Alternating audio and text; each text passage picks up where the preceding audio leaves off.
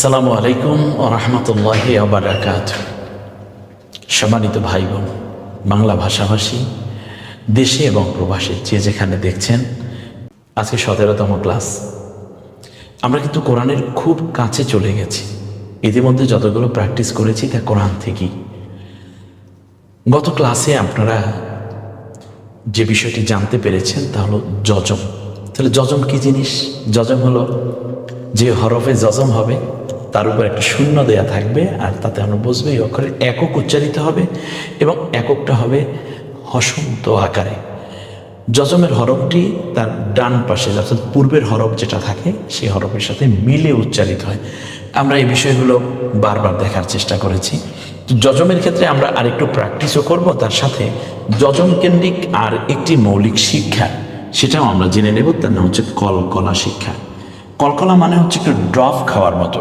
যেমন আমরা যদি বলি একটু যেমন কোনো বল যদি পড়ে যায় ফ্লোরে, তখন যেমন একটা আওয়াজ হয় না, এমনি করে একটা স্পষ্টতা আসবে এই হরফগুলোর মধ্যে।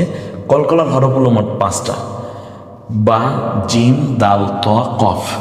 প্রথম 3টা হরফ বা, জিম, দাল, এগুলোতে যখন যজম হয় তখন স্বাভাবিক একটু নিচের দিকে চলে যায়, জেরের মতো মনে হবে, কিন্তু জের না। আর তোয়া এবং কফ উপরের দিকে লাফিয়ে ওঠে, মানে ড্রপটা খাওয়ার মতো হয়। আমি যেভাবে বোঝালাম এর চেয়ে বরং প্র্যাকটিস বাস্তবে যাওয়াটাই ভালো। যেমন বা, এ হলো বা। বা থেকে প্রথম হলো হকে রস্বীকার হি, সকে খাড়া আকার সা, তারপর শুধু ব। আমরা হিসাব হিসাব এভাবে হিসাব যদি বলি, বাটা প্রকাশিত হচ্ছে না। অন্যান্য হরফে যজম হলে তা প্রকাশিত হয়, কিন্তু এই 5টা হরফে যখন যজম হয় তখন তা স্পষ্ট হয় না। যজমের মতো করেই যদি রেখে দেয় তখন এটা কলকলার মাধ্যমে স্পষ্ট করে দেখানো হয়। এই জন্যই হলো মূলত এই পড়াটা আপনাদের সামনে দিতে হয়েছে। আশা করি আপনারা মনে রাখতে পারবেন। বা, জিম, দাল, ত, কফ, এই 5টা হরফে যখন যজম হবে তখন আমরা কলকলা করে পড়ব। সেটা কিভাবে? যেমন হিসাব, হিসাব। বা, উপরের ঠোঁটের শুকনো অংশ নিচের ঠোঁটের ভেজা অংশের দিকে মিলে বা উচ্চারিত হয়। হিসাব। যদি আমরা বলি হিসাব তাহলে কিন্তু বাটা আসছে না, এই জন্যই কলকলা করতে হবে। হিসাব। ওয়াতাব, তাব্বাত ইয়াদা আবি লাহাবিন ওয়াতাব। ওয়াতাব, এই বাটা প্রকাশিত হবে অতাব। এই যে প্রকাশিত হলো বাটা, এটাই হলো কলকলা। ওয়াকাব, ওয়াকাব, আবে সরা, আবে সরা, একটু যেটা নিচের দিকে যাবে হালকা, আবে। জিম, আজনব, আজনব, আজনব। ইফতারাজ, ইফতারাজ, রাজ, রাজ। জিব্বার মাঝখানে ওই বরাবর তালু প্রকাশিত, আজ। ইফতারাজ। বাহিজ, হ্যাঁ, বকে আকার, হকে রস্বীকার, খাড়া রস্বীকারের কারণে একালিপ টেনে বলবো, অর্থাৎ খারাজের জিমটাকে আমরা প্রকাশিত করব। বাহিজ। আজ ফারু, আজ, আজ। আসফারু যদি বলি, আজ ফারু যদি বলি, তাহলে কিন্তু জিমটা অত প্রকাশিত হয় না। এই জন্য আমরা একটু কলকলা করে নিব। আজ ফারু, আজ ফারু। দাল। সামুদ, সামুদ, সামুদ। সাটা নরম আওয়াজে, সকে আকার দিলে সা, মকে পেশ দিলে মু, আর শুধু দ, সামুদ। দালটা কিভাবে হবে? দালটা প্রকাশিত, সামুদ, সামুদ।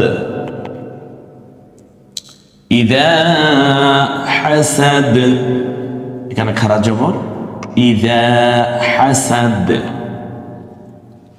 সামাদ, সামাদ, স মিম দাল, সকে জবর দিলে স, মকে আকার দিলে মা, আর শুধু দ, সামাদ।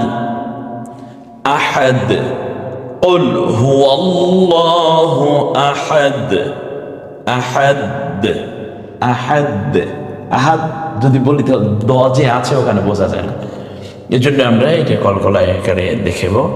এবং এই কলকলা উচ্চারণ এই ব্যাপারে সামনে অনেক অনেক অনেকগুলো টিপস থাকবে, টেনশন নাই। শুধুমাত্র কলকলার হরফ 5টা স্পষ্ট করে পড়তে হয়, শুধু এতটুকু মনে রাখেন। বাজিম দাও ত, ত দিয়ে কি আছে? মুহীত, উতলু, উত, উত, উতলু, আতআমা, আতআমা, আতআমা, মুনিত, মুনিত, কফ। قل أعوذ برب الفلق، يعني فلق، خلق، اقرأ، اقرأ، وقت। এবার নিজে নিজে একটু চেষ্টা করি দেখি তো। অকতুন, হ্যাঁ নিজে নিজে চেষ্টা করুন। এখানে একটা মৌলিক বিষয় আছে, নুন সাকিন অর্থাৎ যজমালা নুন কিংবা তানভিন। তানভিন কি? দুই জবর দুই পেশের পর যদি বা অক্ষরটি আসে তখন নুন সাকিনের ন ও তানভিনের নকে ম পড়তে হয়। বিষয়টা যত এখানে যেভাবে বলা হয়েছে আপনারা আশা করি এর চেয়েও সহজে পেরে যাবেন যখন আমি আপনাদেরকে দেখাবো বোর্ডে। যেমন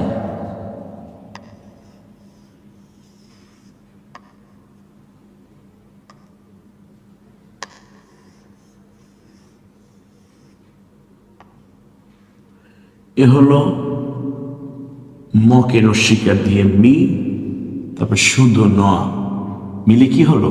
মিন। এরপরে হলো বকে আকার, কালো মাথা আইন, এটাকে আমরা সাকিন রাখলাম, দকে রস্বীকার দিলাম। এখানে মিন বাদি, না মিন, মকে রস্বীকার শুধু ন মিলে কি হয়? মিন। আমরা যদি একটু লিখে দেখাই, মি আর এখানে আছে ন, মিন। এরপরে বা দি। এখন এই নুনে সাকিন অর্থাৎ যজমলা নুন এর পরে বা অক্ষরটা আসছে। কোরআনে এরকম বহু জায়গায় আসবে, কোনো অসুবিধা নেই, কিন্তু আপনার মাথায় থাকবে শুধুমাত্র একটাই, নুন সাকিনের পর অন্য অনেক অক্ষর আসতেই পারে, যে কোনো অক্ষর 29টা, কিন্তু বা যদি আসে তখন এই নটাকে আপনি এইরকম একটা ম দেওয়া থাকবে, আপনি তখন এই নটাকে ম ধরে পড়লে স্পষ্টতা আসে। তাহলে নুন সাকিনের পরে যদি বা আসে তখন এই নুন সাকিনের নকে আমরা কি পড়ব? ম পড়ব। এই যে আমরা নটাকে ম বানি, এখানে কোরআনের মধ্যে অলরেডি ম দেওয়া আছে, অতএব আপনার কোনো টেনশন নেই, যেখানে এভাবে ন দেখবেন সেখানে ম পড়বেন। আর একটা আমরা যেটা পারবো সেটা হলো তানভিন। তানভিনের ক্ষেত্রে যেটা করা হয়েছে সেটা হচ্ছে, তাহলে আমরা যেটা দেখতেছিলাম যে নুন সাকিনের পরে কিংবা তানভিনের পরে যদি বা হরফটি আসে তখন ওই নুন সাকিনের নকে এবং তানভিনের নকে ম পড়তে হয়। যেমন আমরা একটা ছোট্ট উদাহরণ দেখলাম, মিম বা আদি। এখানে আমরা মিম না পড়ে আমরা মিম পড়ব, নটাকে ম পড়ব, যেটা আমি আপনাদেরকে বোর্ডে দেখিয়েছি। মিম বাইনি, মাম বাআসানা, মান বাআসানা না বলে আমরা মাম বাআসানা পড়ব। তো আমরা এখন যেই পড়াটা পড়ে নিচ্ছি যজমের ক্ষেত্রে আরেকটা, একের ভেতর 3, একটা মজার জিনিস। সেটা হচ্ছে এখানে আপনি ওই যে 3টা অক্ষর যেগুলো পানির মতো, ওটাও আছে এই উদাহরণগুলোর মধ্যে। যজম যে 5টা অক্ষরে আসলে কলকলা করে পড়তে হয় সেটাও আছে। আবার ওই যে 8টা অক্ষর যার উপরে যজম হলে মানে তাসদিদ জবর হলে আকার উচ্চারিত হয় না, ওই রকম কিছু নিয়ে আমি এই পর্বটা সাজিয়েছি। একটু দেখুন তো, এর মধ্যে আছে আব সরু, বলেন আব সরু। ইব, ইব আলিফের নিচে জের দিলে ই হয়, ওই যে ওই আলিফ তো ওই অক্ষর যা পানির মতো, জের মানে ইর কাজ করে, তো যে রস্বীকারের কাজ করে, রস্বীকারই হয়ে গেল এটা ই, আর এই শুধু ব মিলে হয় ইব। খকে আকার দিলে খা না হয়ে খই থাকে, ইবে খলু। আব দরু, আব দরু। ইউত গ, ইউত, ইউত গ, ইউত গ, ইউত গ। ইয়াকে পেশ দিলে ইউ, তারপর শুধু ত, ইউত। গকে খাড়া জবর দিলে গা না হয়ে গই থাকবে, কারণ ওই যে খ স গ ত জ গইন কফ র, যে অক্ষরগুলো জবর হলে আকার উচ্চারিত হয় না, তার মধ্যে একটা আছে। আর ইয়াই কিছু নাই, আমারও কোনো চিন্তা নাই, এরকম কিছু হরফ থাকবে আয়াতের মধ্যে, আপনি দেখবেন কোরআনের মধ্যে, তখন দেখবেন এই হরফে কিছু নাই, আমারও কোনো চিন্তা নেই। আমি যখন তিলাওয়াত শেখাবো ইনশাল্লাহ, তখন এগুলো চমৎকার করে কোরআনের আমি হিসাব করে দেখছি 5 ভাগের 1 ভাগ পড়াই লাগে না, পড়াই লাগে না, কিন্তু লেখায় আসে ওই পড়াটায়, তিলাওয়াতে আসে না। আবার ওইটা না লিখলে শব্দও তৈরি হয় না আরবি রীতি অনুযায়ী। তো সেই এটা পাঠকের জন্য একটা দারুণ নেয়ামত, খুব শুকরিয়ার বিষয় এটা। ইউত গ, এরপরের যেটা আছে ওয়াই জাম, ওয়াই ওয়াই জাম। ওজ ত, উজ ত। এরপরে ইয়াদ রাক, ইয়াদ রাক, রাক ইয়াদ, ইয়াদ রাকানা, রাক। উইনু, উইজাহাতুন, উইজাহাতুন। অবশ্যই আপনাদের মনে আসার কথা। এরপরে হলো ইকরান, ইকফিরু, ইয়া ইকন। অর্থাৎ এখানে ওই যে ওই আগের পড়াগুলোকে একত্র করতে গিয়ে মূলত মৌলিক শব্দকে খুব বেশি প্রয়োগ এর দিকে খেয়াল না করে আমি দেখেছি চর্চাটা ঠিক আছে কিনা, যে কঠোর প্রশিক্ষণ সহজ যুদ্ধ, যেটা এইভাবে এত জটিল শব্দ কোরআনেও আপনি হয়তো একসাথে পাবেন না, কিন্তু আমি পড়িয়ে নিলাম যাতে করে পরবর্তী পড়াটা যেন আপনি সুন্দর করে উপস্থাপন করতে পারেন। সম্মানিত ভাই বোন, আমরা এই শব্দ উচ্চারণগুলো আমাদের নোট এবং কুইজে দেওয়া আছে, আপনারা দেখে নেবেন। আর এর সাথে সাথে আমরা আরেকটি মৌলিক জিনিস নিতে যাচ্ছি, সেটা হচ্ছে তাসদিদ আসলে কি। যেহেতু আমাদের পরবর্তী ক্লাসে তাসদিদের পড়া, আমরা ছোট্ট একটা ধারণা আজকে তাসদিদের উপরে 2 মিনিট দেখে নিতে চাই, যা আপনার সারা জীবনের আকাঙ্ক্ষাকে কোরআন তিলাওয়াতের জায়গায় উত্তীর্ণ হতে খুবই গুরুত্বপূর্ণ ভূমিকা পালন করবে। আসুন আমরা এক নজর হাতে কলমে দেখে নেই তাসদিদ বলতে আমরা কি বুঝি। যেমন আমরা যদি বলি যজম, এই তো আমরা যজম শিখেছি, তাই না? এ হলো ম, এটাকে যদি ন বানিয়ে দেই তাহলে হলো ন। হ্যাঁ, মকে যদি আকার দিই হলো মা, আকার মানে তো এই হলো আরবি আকার। আর নটাকে আমরা শুধু নয় রেখে দিই, তাহলে কি হলো এখানে মান। এ পর্যন্ত কিন্তু আমরা অলরেডি পড়েছি, এ হলো যজম। এখন আমাদের একই জায়গায় আরো কাজ করা যায়। যেমন এরপরে যদি আরেকটি ন আমরা লিখি এবং তার উপরে যদি জবর দেই তাহলে হলো কি না, তাহলে মান না। যেহেতু দুইটা নুন ন পাশাপাশি, এজন্য একই জাতীয় যদি হয় তাহলে আপনার খুব বেশি নতুন করে নুন লেখার দরকার হয় না। এই জন্য একই নুনের মধ্যে শুধুমাত্র একটা প্রতীক ব্যবহার কারণে, একটা সিম্বল এটার মাধ্যমেই মূলত এই কাজটা সারা যায়। সেটা কিভাবে একটু দেখুন। এ পর্যন্ত আমরা পড়েছি মান। এখন এটার উপরে যদি আরেকটা জবর দিই তাহলেই হয়ে গেল না। ইসলামী জিন্দিগির একটা চমৎকার ভ্রাতৃত্ববোধ এবং ঐক্যবদ্ধ থাকার একটা দারুণ জায়গা কিন্তু এখানে বোঝা যায়। সেটা হচ্ছে যে তোমরা একটু নিজে আর একটা বিল্ডিং তৈরি না করে একটা ফ্লোর তৈরি করো, দ্যাটস ওকে। একই বিল্ডিং এর মধ্যে দুই ভাই থাকতে পারো, যদি একটু একটা ফ্লোর তৈরি করো তাহলে এখানে মান পর্যন্ত একটা ফ্লোর তৈরি হয়ে গেল, আর জবর দিয়ে আরেকটা ফ্লোর তৈরি হয়ে গেল মান না। মান না। তাহলে আমরা তো আগে নুকে আকার দিয়ে না আগেই পড়ে রেখেছি, আর যজম দিয়ে ন তৈরি করা যায় সেটাও তো আমরা পড়েছি, আগে মান পর্যন্ত পড়েছি, আর নাটা তো আগে পড়েছি, হয়ে গেল মান না। এখন যদি আপনি চান তাহলে দুইটা জবর দেন, তাহলে নার সাথে আরেকটা ন যোগ করে তানবিন, হয়ে গেল মান নান, একটা কমন ন যোগ হবে। তো এই হলো তাসদিদের বিষয়টা। মূলত আমরা পরবর্তীতে যেটা দেখব সেটা হচ্ছে এই যে তাসদিদ যখন হয় তখন স্বাভাবিকভাবে প্রতীকটা একটু ভিন্ন হয়। যেমন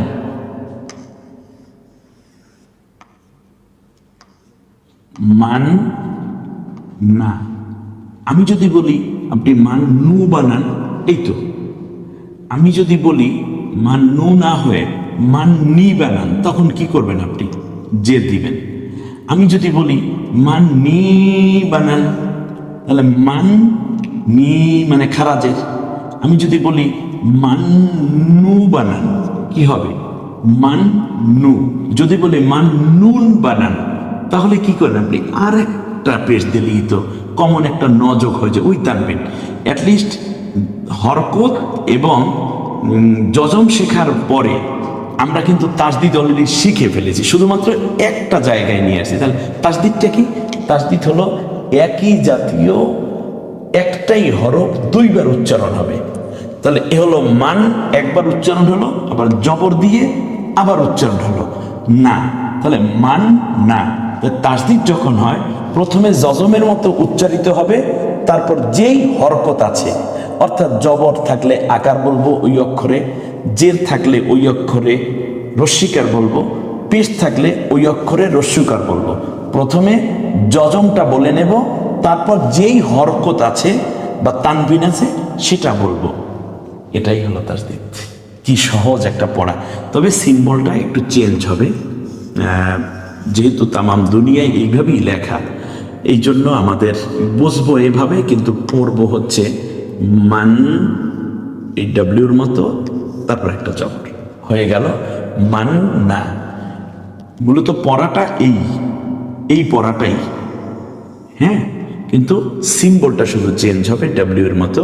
তাহলে মান না, মান না।